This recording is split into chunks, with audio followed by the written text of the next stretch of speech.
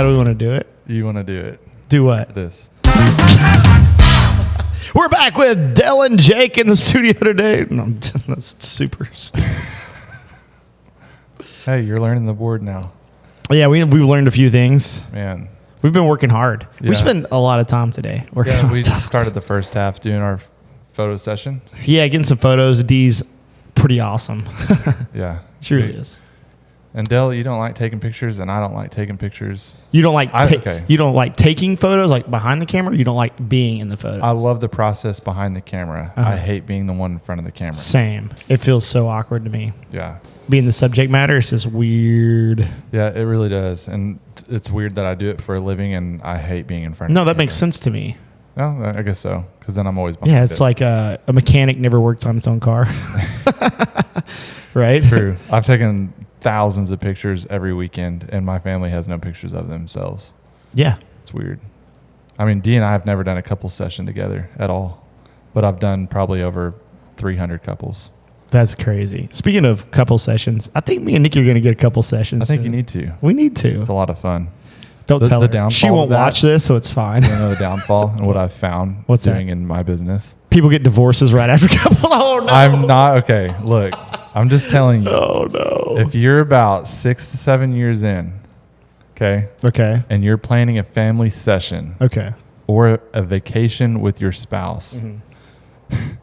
there's a Dude. good chance Dude. that two things are happening. You're either madly in love and you really care about your family, or you are trying to save everything in your marriage Oh, by wow. doing family sessions, vacations. I've seen it so many That's times. crazy. So we go. And I'm talking like we do the photo session, and within 2 to 3 months after that, divorced. Dude, I've been there. Not for me personally. How many I've divorces have you had, Dale? Too many to count. But I've witnessed it with my own eyes. So you've seen like family photos or something like that? No, or? I've been on vacation with Oh, friends yeah. friends of ours. We were on vacation with them, and within 2 to 3 months, they were split up and then divorced shortly after. It's crazy. It's It's sad, the dude. last ditch effort on your marriage is to try to make something out of nothing. Yeah. And it's sad that it gets to that point. We go on family vacation every year. Now you get me scared. Dale, you're afraid you're going to get a divorce. Yeah. If Nikki watches this, she's like, I've been planning it. She's probably been planning my murder before she's been planning a divorce. She watches murder shows like every night, like for real. So she would be good if she did it. Yeah, exactly. I'm like, I always joke, Nikki Frankham. I always joke of like with my family, like at like Sunday afternoon lunch. I'm like, Yeah. if something happens to me, y'all know what? She's got it all figured out. Like she'll be telling me like, oh, the other day I was watching this show. Oh, they messed up here. Here's how. I'm like, you're planning stuff. If you're thinking that like in How depth, they messed up. how they messed up their murder, like You're such an idiot. You used a credit card? Oh my God. yeah. You rented a car, really? Yeah. So anyway, it is sad that it does happen, but hopefully after our photo All right. shoot today, we don't get a divorce. Yeah, I just asked you for me and Nikki to do a couples photos. Yeah, but what's your reasoning? That's what matters. We haven't had family photos since we've had Hayes. Before that, Briley was probably like 3. So Yeah. it's been like 5-6 years since we've done a family photos. Right. We need some like good photos for Which, and I'm not saying that, if you do family photos all the time, then you're, like your marriage is doing great or whatever. Yeah. I'm just saying, You've seen it. Yeah. Another thing, you call me crazy. Okay. If the kids play softball or baseball, that has also been a leading cause of divorce after That's a family touch. sessions. That's a touchy subject for me, man, because I love sports and team sports, but select and club, like some families like rally behind it and they just absolutely throw everything they have into their kids playing these sports, right?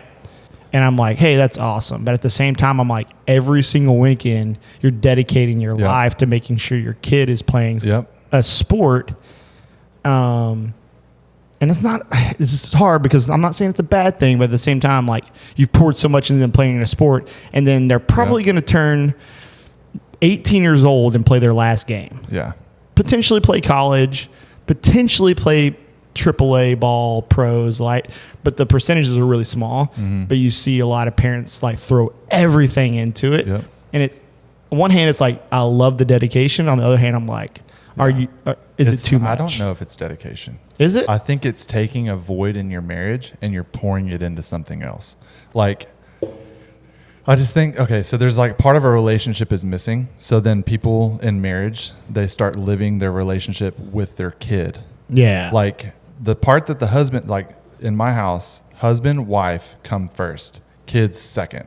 Like it has to be in that order. Mm-hmm. Because if you get those out of line, like if I take my kid's side against my wife or my wife takes my kid's side against me, that's a problem. And that's going to cause a wedge in your marriage. If you do that enough times, then you start damaging both each other and you're going down this pathway of, well, I'm going to go do my thing with this child and you're going to do this thing with your child. And then we start separating out. And before you know it, 16, 15 years down the road, after they've been playing ball and y'all separate every weekend and there's a lot of affairs that happen during that time. Like there's a lot of stuff that happens because of the separation there. So my deal is yes, I support my children, but my wife comes first. That relationship on the weekends or the relationship with her at any time always comes first over the kids. Bro, that just got deep like real quick. And we were not even planning on talking about this today. No, we weren't. That's good though. Yeah. And it's weird because my brother-in-law that I grew up with, his name's Joe Hart, but he would always tell me, like we talk, like people say, oh, if your kids are drowning, your wife's drowning, like who do you save? Oh yeah. Which is always a hard topic. It's not a hard topic for me. 100%. Yeah, absolutely. Right off the top. I love my kids, but I can have another one of you.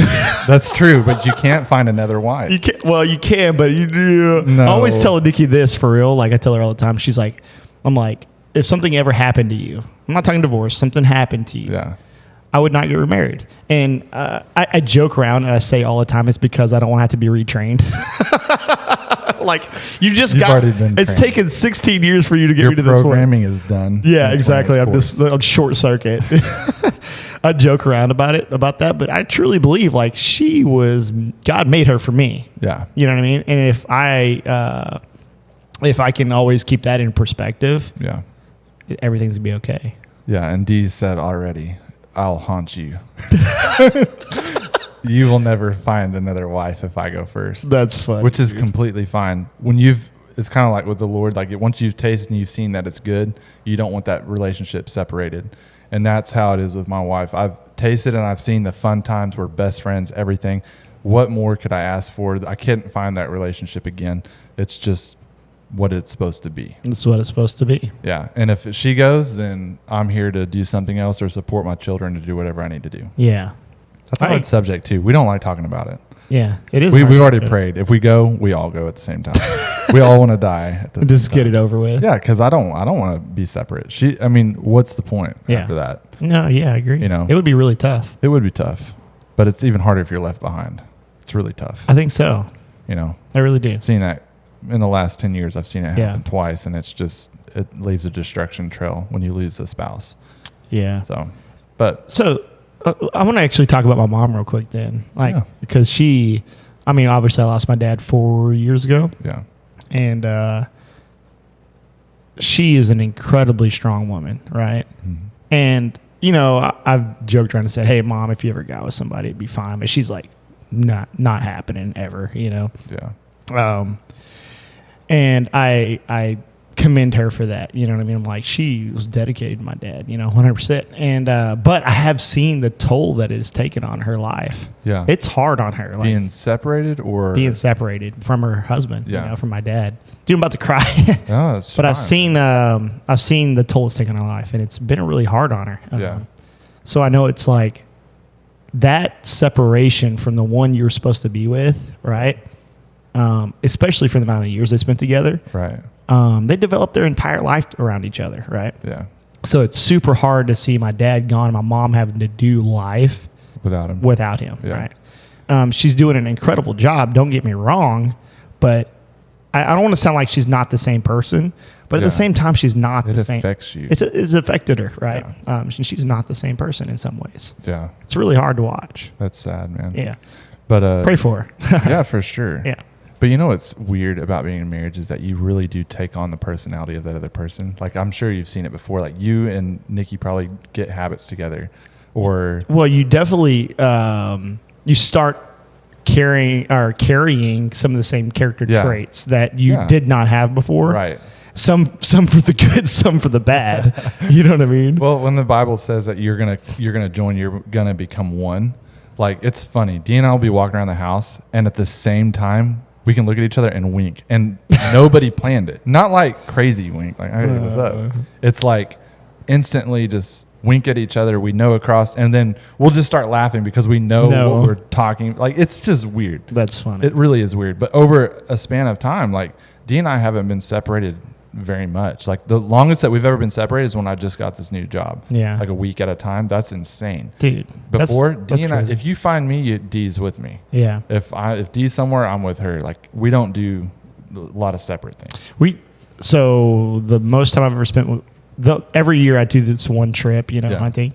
And every year, man, I miss her. Like, day 1, day 2, I'm okay. Day 3, I'm okay. But like 4 days in, 5 days in, yeah, dude, I miss her bad. It's like I'm in one of the most beautiful places in the world, hiking through the mountains of Colorado. Except beside her. Yeah. And like, dude, it's like there's days where I sit down on the side of the mountain, overview, incredible scenery, just like in complete awe of like God's handiwork, right? And I'm like, dude, I miss my wife so bad right now. Yeah, it's like you can be in somewhere so fun, having a great time. Yeah. But without that person, it's like, is it really fun? Yeah. Is it to the best? Like, no, it's not. And that's the thing. I've seen that in a lot of marriages. I've seen a lot of men that, oh, we need our time apart. I need to go do my thing. You need to do your thing. That's an issue to me, and that's a red flag as well. And I know it's crazy. People will be like, oh, you're stupid. But no, I'm serious. I don't need time away. I don't want time away. Dude, you're sweating again. Well, yeah, it's hot. I know. I don't want to be separated, because when you are, it just doesn't feel right. And and that's where I can relate, or no, I can't relate to your mom, but I can say losing somebody like that when you have built this relationship, friendship, y'all do the same things, you talk alike over these many years, you've transformed to one person. I bet you feel like you lost yourself at the same time. Like, it's not just losing somebody that's separate from you. You lost a part of you that left. For sure. And it would change you, man. Yeah, for sure. Without a doubt. Yeah. All right, man. That was good. I think we should segue into this. Into what we're that was free content. That was free content. That was just right off the cuff. Boom. We're just we try to get to an intro, but somehow we get into something else. But all right, let's talk about what. But this is good. I think it segues into what we're kind of like said we wanted to talk about today. Yeah. So, actually, Dee posted something on her profile on Instagram the other day. Yeah, I think it was yesterday. And we're like, dude, good subject matter, because we both believe that it flows right into our thought process. The quote is, do not give up what you want now, or what you want more for what you want now. Yeah. So do not give up what you want more for what you want now. And it's one of those things for, like, my dad used to say this all the time, get out of the mentality of microwave thinking, right? So you can cook, one of the an example would be, you can cook a steak in a microwave. Yeah. It's going to taste like rubber. It's going to be nasty, right? But you could have it real quick, right? Or you could fire up the cast iron skillet and straight up Gordon Ramsay that thing. Yeah. Right? Yeah. And have a delicious steak. It takes a little bit more time and preparation, but you could do it, right? And way better results. So, couple talking points for you today. So we talked about short-term gains versus long-term success, or long-term return on your investment, right? So both of us have given up some short-term enjoyments and pleasures for long-term health and success, right? Yeah. I would think your business, right, is definitely one of them. You finally buckled down and said, nope, this is, I'm ride or die on this, and you've made the decision to ride it out, and it's become a successful business because you buckled down and said, hey, I can't keep bouncing around. Yeah. I have to work for something. Right. Right. And it's really going to take some time. It's going to take time. Right. Even though I wanted it then, it's going to take some time. For sure. So for me, when we started talking about like nutrition stuff and health, that is probably like, it's not the number one thing that comes to mind, but it's one of the first things I can like cue on, like instantly. I have like, boom, let's go. We can talk about this right now, because too many times do I see people like talking to me and they asking me questions and they're like, hey, what do I need to do? What do I need to do? And I'm like, well, first thing you should probably do is just take a look at what you're eating. And they're like, well, I love my sweet tea, or I love my Bluebell. And I'm like, that's awesome. That's fantastic. You know, you can enjoy a treat. You can enjoy sweet tea, but it better be a very small percentage of the time. Yeah. Right. Versus every single day. Right. So it's like they're willing, like everybody talks about wanting to live like longevity and live for a long time. And they want to be healthy and all these things, that whenever they're 80 years old, they want to be moving around. They want to still be working outside in the yard and playing with their grandkids and all this stuff. Yeah. But they don't want to talk about giving up their Bluebell or sweet tea. Yeah. Right. So those decisions made now is what's going to affect 80-year-old you. Exactly. I don't know about like my goal. I'll just flat out tell you, my goal is to be 90 years old, high-fiving all the 30-year-olds and going, let's go play some golf this afternoon. Yeah. You know what I mean? That's my goal. Yep. And if that's a goal for me, like I have to make decisions today. And I have to make decisions 10 years from now, 20 years from now, 30 years from now that are going to affect that longevity. Yeah, you reap what you sow. If you seed that stuff now, then down the road you're going to reap it. That's right. And that I've noticed in this topic, it's relationships with my children. Like I want to have great relationships with my kids, but if I don't put in the time now, when they do get to the point where they're like have a mind of their own, they want to do whatever they want to do, there's not going to be any check to be like, I want to have a relationship with my dad. You know, so I've got to build right now. If I want to have this idea of the relationship with them or my wife, but I don't want to take the steps right now to impact their life and to show compassion towards them or whatever, then when they get out on their own, they're going to go wherever they want to go.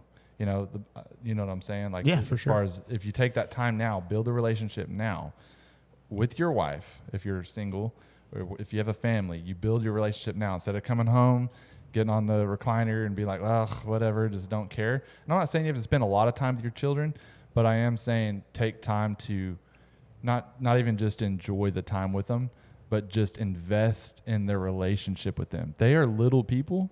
Yeah. They have a heart, they have desires. And if you build a relationship with them, then they're going to be, the longevity of that relationship's going to be there. Dude, it's hard. It's not easy. Yeah, it's not. So like real world example is, dude, I come home most afternoons for sweating for hours and I'm tired. Yeah. Most days I've been talking for 2.5 hours straight, yelling at the top of my lungs, encouraging people. And then I walk in the door and my 9-year-old says, Dad, I really want to go jump on the trampoline. Please come with me. And I'm like, you got to be kidding me. Yeah. You know what I mean? And some days I just don't want to. And I don't always. Yeah. You know what I mean? But I try. I try to make the conscious effort to, all right, dude, get up. Yeah. Go do it. And I don't know if girls are different than little boys. I don't have a boy. Your boy's not old enough yet. He's wild, bro. He wants your attention already. That's what I'm saying. Yeah. Little girls, man, they want your attention as a father. Yeah. And I'm noticing that as my kids are getting older, and it's just little things like, hey, Dad, will you just do this or do that? And you're only going to have that for so long until they stop asking. And that's sad. Like I look at that. You think so? You think? Sure, dude. I think that's where like you get daddy issues in relationships, is because there's been no self-worth in that relationship with their father. Yeah. I've seen people in their life that have great relationships with their father versus people who don't have relationships with their father, the people that they marry, because I'm in the marriage business, like watching that every weekend. You can tell the family dynamics. You can tell someone who's had a good father in their life because it's emotional. They're there. They're worried about their father. They want to make sure he's there, present to see her the first time. There's the opposite side that's, I don't care about him, and you can tell by the man that they've married that he doesn't check the boxes of a good person to invest your life into. They feel degraded when a father doesn't take time with them. And as girls, you really got to sew into them. Yeah. Because they're looking at you to see what they're trying to find. If that's they so see in hard, you, dude. That's a lot of pressure. It is, because if they're looking at you and they see the way you treat your wife, they see the way you treat them, they're going to be attracted to whatever they're seeing. Yeah. So if you're failing as a husband, if you're failing as the way that you're supposed to represent a woman, they're going to find trash out there because that's all they've seen. That's all they know. They don't know the difference of a man that opens the door for them, or they don't know the difference of a man that doesn't correct or get into an argument in front of their children. Like they've seen both sides. Yeah. And so they're going to be attracted to whatever you're doing. So as a man, if you have a daughter looking at you, then you need to represent yourself. And this is that long-term thing with a relationship. You might be in a relationship right now that you're looking at it and you're like, man, I've got a mess on my hands. But don't take these short terms. I'm just going to walk out. We're not going to talk about this, or I'm not going to give in and try to forgive here because I want this kind of husband, or I want this kind of wife, and she's not producing this way. You take these short little wins of saying, I'm going to take time right now to invest in our relationship.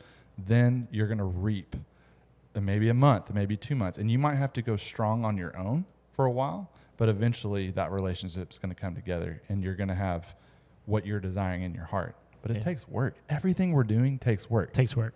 Yeah, I have a daddy's girl for sure. So my oldest, Cambry, she's 12. And dude, she mimics all kinds of stuff I do.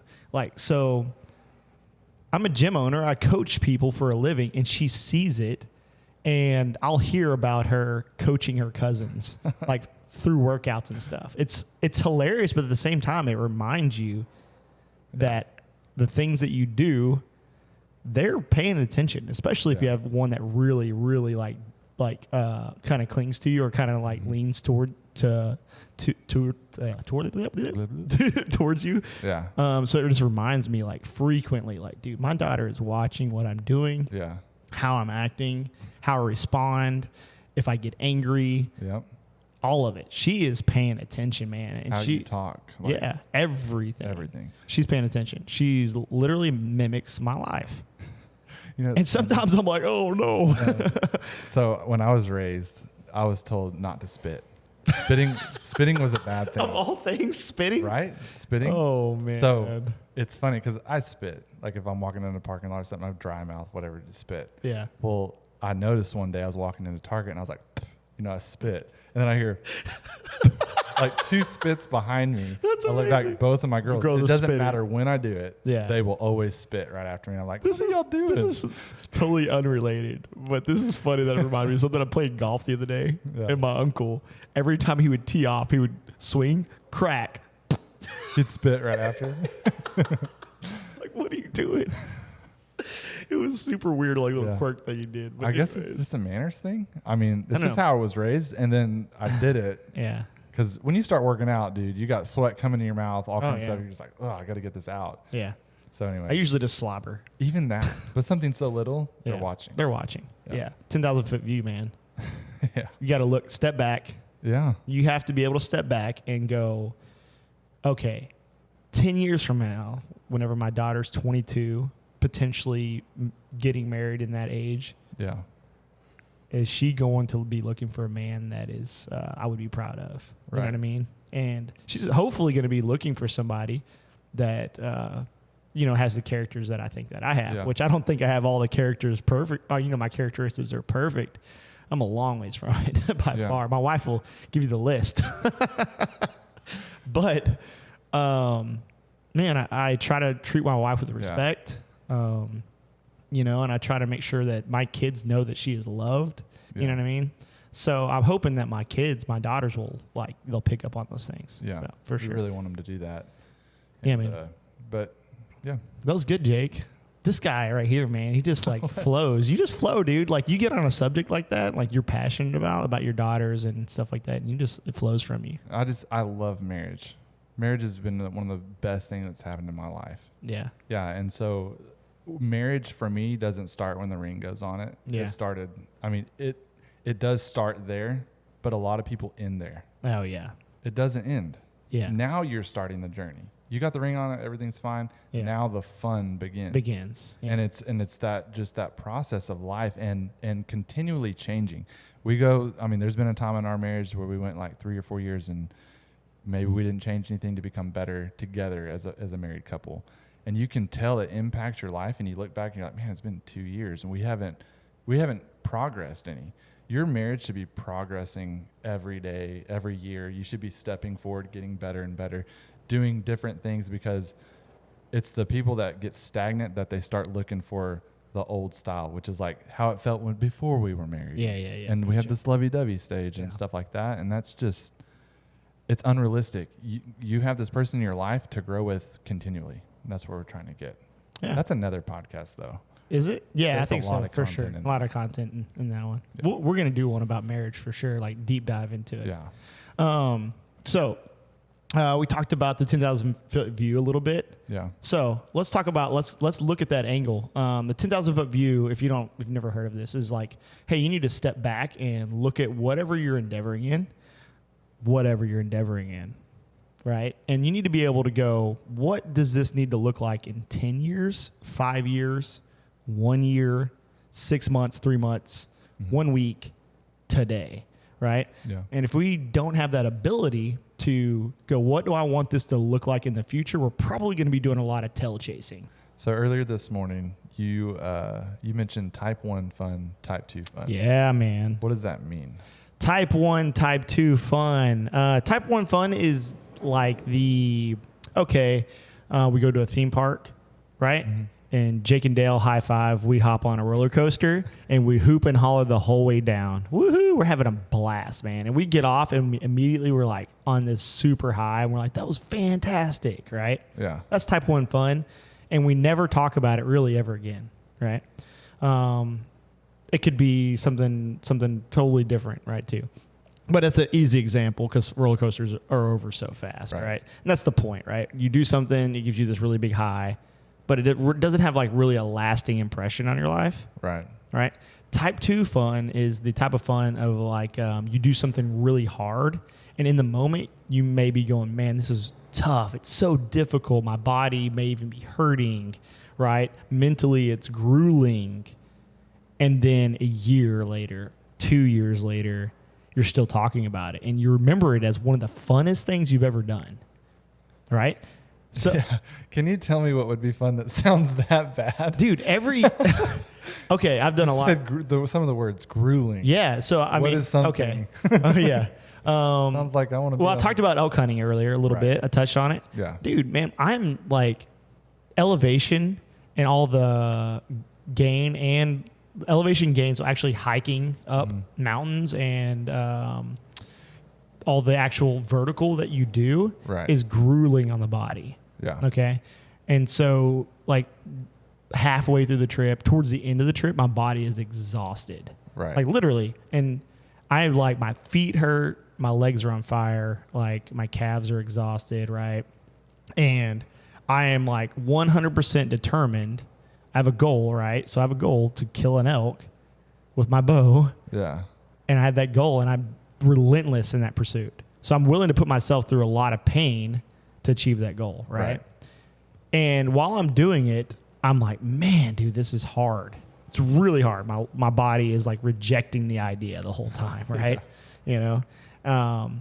But I get in the truck to drive home, and I'm immediately thinking about the next trip. Right. Like it's already there. Like, what am I going to do different next year? Am I going to go to a new area? Do I need to practice new call techniques? Like all these things are just like there. You know what I mean? And it's those trips I still talk about. I'm talking about it right now. Yeah. You know, from my first one 4 years ago. This is my 5th year going back.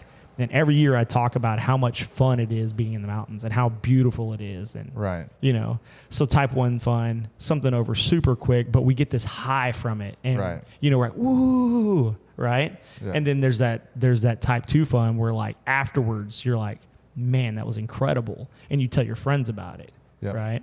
That's type 2 fun. It totally relates into everything we do in life. A thing on Instagram the other day, I think it was Instagram, and I don't know the reference, so I can't like point you to it.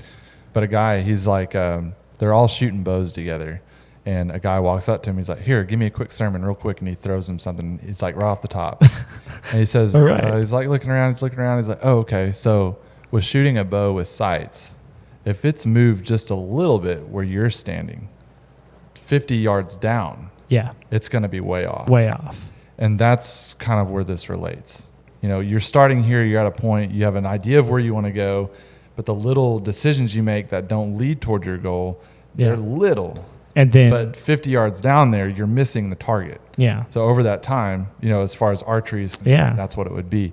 And that's where it all ties back in. Like you said, this is all areas of our life. This is, if you deal with drinking and you go out and you drink, and then maybe you haven't drank in a while, and then you keep drinking, and then you drink more and more and more. And then before you know it, you're an alcoholic. Yeah. Like you're making decisions now. It's like, oh, it's just a drink. But over time, it leads you down a road that's not alcoholism and death. Sooner. Yeah. And that's what gets me on the whole, like this whole alcoholism or being alcoholic or eating things that are not good for you. Everything in moderation, right? Yeah. I'm not, I'm not saying like you can't enjoy the occasional sweets, but it better be the minority. Yeah. Right. It better be the occasion. The problem is it's substituted with every day eventually. Right. Or potentially. It's like and this is a thing that it boils down to. Us by ourselves, we don't have the self-control to do this right all the time. Like you're going to fail. Yeah, you're going to mess up. Yeah. You're going to do these things that lead you off track. And so when I see it with myself, if I'm going to do something, let's take drinking, for instance. If I was to say, I'm just going to occasionally drink. Okay. And you've said it before, you have an addictive spirit in you. Like you get addicted to something, you want to go after. I'm all in. I am all in. Yeah. When I do something similar to that. So like if I'm going to drink, I want to drink 5, like it's not just drink. So for me, I try to protect myself. And that's one of my ways of trying to be better in what I do is I want to protect myself from going down pathways that are going to lead to destruction. Yeah. Not saying that alcohol is bad for you. Not saying that I'm saying, oh, you shouldn't drink. I'm saying for me as a decision, for me to drink, it would lead me down a road that's going to be bad. And it'll affect my marriage. It'll affect my kids. Dude, one time I smoked a cigar in front of my kids. Yeah. And they were like devastated. Crying. Were they really? Yeah, they were crying because it was like to them, they don't know what's right and wrong as far as that's concerned. But to them, they don't have them built those kind of convictions. They saw me. And we were talking about them looking at us all the time. Yeah. They were looking at me and they were just like, whoa, something's wrong here. Dad's doing something way wrong. And is it that bad? No. But it was the context that when them looking at me doing something affected their life in a very negative way. Dang, man. So it doesn't matter what it is. It could be something that you're watching on TV that's not for your kids to see or, whatever. They look at that and then you're associated with it. And you're not just impacting yourself when you make decisions for your future. Yeah. You're impacting everybody around you. So that's where you really got to step back. Like we posted earlier this week, step back. Look at yourself, and it was a reflection of a guy in the puddle. Yeah. Mm-hmm. It's like look at yourself and say one thing that you want to get better at. Yeah. Not just because of the podcast, but because every day you should look at yourself and evaluate and be like, where can I be better today? And that's kind of where we're going with this thing too, is we want to see that goal and we just want to keep pursuing it. Yeah. For me, the whole alcohol thing is like, as a kid, it was so weird because it was never preached that alcohol was bad directly, like drinking was bad directly. My parents never once said that if you have alcohol, you're going to hell. They never said that ever. Yeah. Right. But for some reason it felt implied. Yeah. Okay. So as a kid, I knew it was like a no thing. Right. Yeah. It felt implied. As an adult, it became a decision because I noticed the damages done to so many families. Right. And it's always fun at the very beginning. Yeah. That's the thing about anything that's really bad. Yeah. It's fun at first. Yeah. And it'll get you. It comes after you. You're giving up the long term for the short term. Yeah. I mean, it's the same. Yeah, it's just like what we said. We don't want to give up what we want more than what we want in the future. So it's so crazy. And you see it destroy marriages too. And I know it always reverts back, but it's relationships that get impacted by alcohol or decisions that you make that are poorly. Pornography destroys a marriage. Absolutely. There's things that we do as men or that we deal with that can destroy marriage. Take out a family. And so it's important to understand that you have decisions as a man in your house that can affect your wife, your kids, and your whole situation. So you're telling me that the decisions you're making now are affecting you down the road?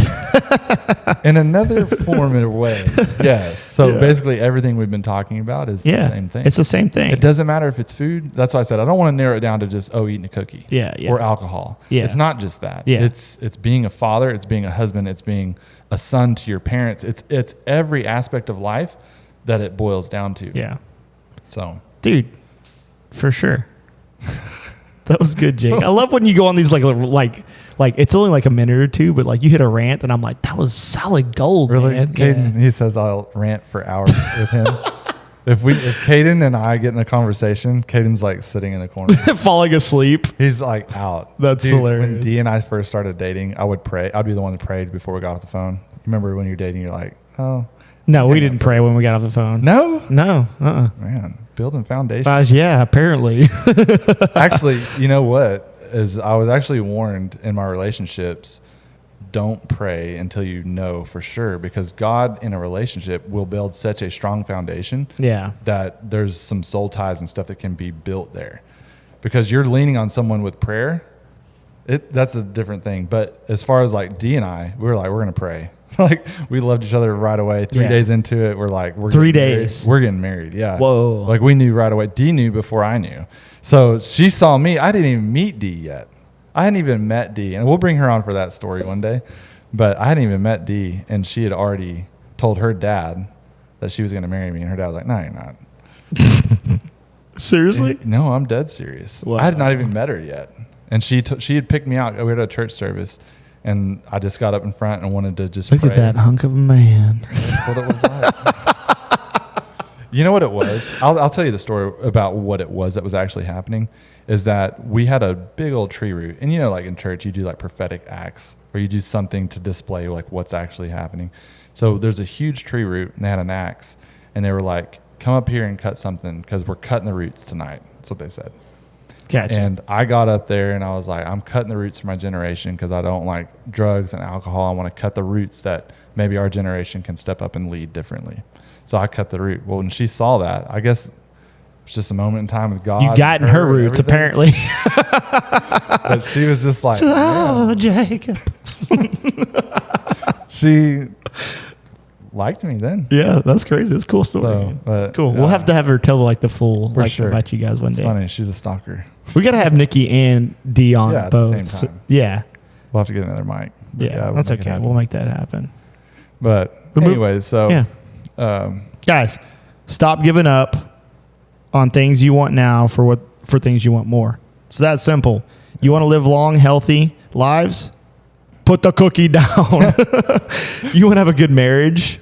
Hey, maybe not doing photos with your wife is a good thing. Is that what we got out of today? That's what we got out of Don't do photos. No, yeah. No, I mean, like you said, developing time and spending time together, putting your wife first, right? Yeah. Those things have to be in place because you want your marriage to survive. Even when you don't feel like they deserve it. Yeah. That's a big point. Sure. Doing over and above, even when someone else doesn't deserve it. Hey, dude, you're going to steal too much content from our marriage, when we start talking about marriages. We can't. Can't give it all away in one. No, I can't do it. Dude, I think we're good for today. Yeah, for sure. We have some great stuff, man. This turned into a great podcast. 35, great show. 40 minutes. I don't know. Almost 45. I don't know. We haven't got to look at it yet, but. Bro, let's wrap it up. Dude, there were some nuggets today. Nuggets. Gold. Gold nuggets. You know what I love about Tasty us? treats. So that they know. Yeah, what? It's a huge flaw in what we're doing. We do not plan these out. No, we're terrible at it. We had one quote. Yeah, we had a quote and ran with it. We had a quote and ran with it. So that it's a good negative thing, but I think, dude, I've gotten some great feedback about people ready to listen to what we have to say. Wow. And I don't know if it's just because, it's people that we know, but yeah. I think that there's some wisdom between the two of us. There's definitely some comedy. Just look at our face. Yeah, exactly. Wait till we start talking about flat Earth. Oh, we're not bringing up flat Earth. Oh, man. I'll debate the moon landing, but I'm not debating flat Earth with you. Y'all heard it here first. Yeah. We're going to have a moon landing debate one of these days. Moon landing was definitely fake. Oh, no. Don't give it away, Jake. Guys, no, we're out of here. We're leaving. Goodbye. See you guys. That was a really delayed one. That's okay. That was freaking good, dude.